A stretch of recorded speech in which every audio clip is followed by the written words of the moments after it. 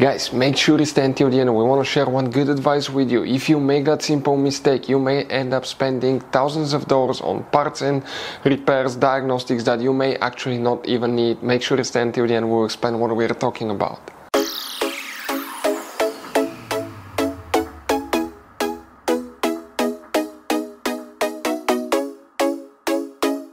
Hey guys, welcome back to World Mechanics. Today will be super helpful video to any of you having a Chrysler 300 this generation right here from year 2014 to year 2024. If you guys have one of those, if you have a battery drain when the vehicle is parked and you wonder what causes that battery drain, please make sure you watch the video until the end. It could be a part that most people overlook, don't think about it. They assume it's working correctly because it gives you the sign that it is. And you may spend thousands of dollars on repairs and diagnostics you may not need. In addition, guys, if you need to buy replacement parts to use at a good price, quick shipping, we're going to share the information in the description of the video below for your convenience. Please check it out. So let's start on it now. So guys, before we start, let us tell you a little bit about us. Every single car we get here at the garage, we try to make at least 200 to 300 free repair videos. Why we guys do that? Because our mission in the shop is to save as much money as we can. All we need in return, please subscribe to the channel, like the videos, that way we can keep making these free videos. We show you how to fix engines, transmission, bodywork, fuses, relays, all that stuff, guys. And if you need to buy cheap parts and tools at a good price, quick shipping, we'll put a link in the description of the video below. Guys, check out our YouTube channels. We have more than 15,000 free repair videos that can save you thousands of dollars in future repairs. So if you guys have a battery drain, the first thing we're going to start checking is the sensor for the BMS. We're going to explain where it is, okay, what we need to check. Then we will explain what we see quite often here at the garage. So we need to go ahead and open the trunk, guys. Once you open the trunk, lift the carpet liner up. That's your spare tire, and on the passenger side is the car battery. You see that's a positive terminal, negative terminal. If we zoom in on that negative terminal, this device here is the BMS battery monitor sensor. The fuse is right behind it, in a fuse box behind it. Let me show you, that's a better look of the fuse box. Press the tabs together, lift the cover up, and you have that layout here. Before we continue, let's explain quickly why it's always a good idea to test fuses and relays. Guys, it's very important to always test your fuses and relays. Why? Sometimes you may think you have a good fuse, guys. It's hard to tell. Look at those fuses, right? And sometimes, okay, you pull the fuse. Okay, I'm going to get the fuse puller and I'm going to remove one fuse.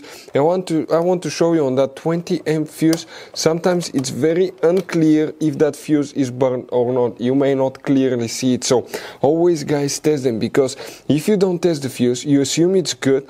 You end up spending money, time, and diagnostics for problems that do not exist, guys. So you can just waste your money and time. Always test your fuses, always test relays.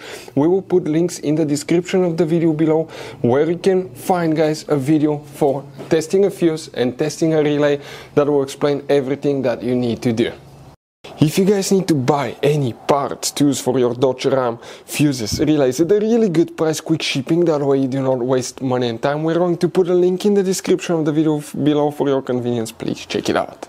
So guys, what do we have here now? What do we need to check specifically? If we come here, okay, let's zoom in. One fuse that we need to check here. That's fuse 38, 37, 36, 35. That 5 amp fuse, that's for the BMS, battery monitor sensor. Check that fuse, guys. Now, another thing. You want to inspect all the relays. Sticking relay that doesn't release can easily cause, guys, okay, battery drain. We had that happen on a fuel pump relay and a fuel injector relay back in the day on another car. And here under the hood you have another fuse box on the left side, that's the passenger side.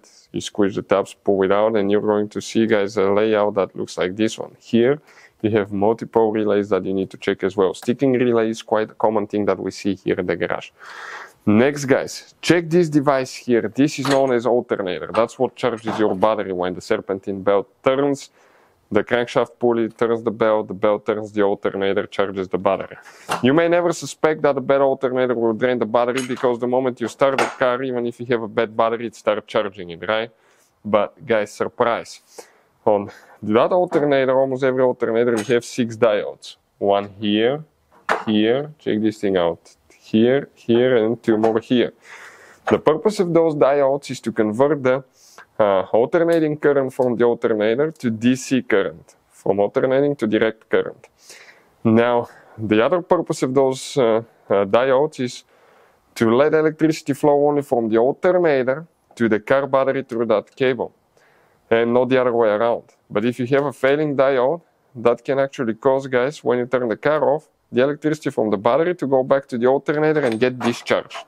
We've seen that happen quite often, so you need to test your alternator diode. It's not very complicated. Videos will be on our YouTube channels.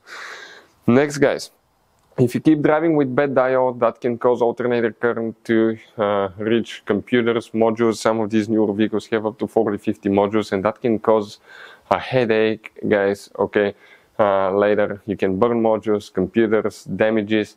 That can be really expensive to fix. So always test the alternator diodes, because it could be super simple fix. So guys, that generation Chrysler 300 has all kinds of different size of fuses, guys. You can see different fuses, relays. That's the engine fuse box, that's the trunk fuse box. Those could be really hard to find, some of them, guys. And if you're in the middle of nowhere, you need a replacement, you cannot get one, you may be stuck, guys. So we will recommend to buy some, put in the glove box for peace of mind. Keep some spare ones. We'll put a link in the description of the video below where you can get them at a good price, quick shipping. That way you do not waste money and time. Hopefully the video was helpful, guys. Thank you for watching and see you next time.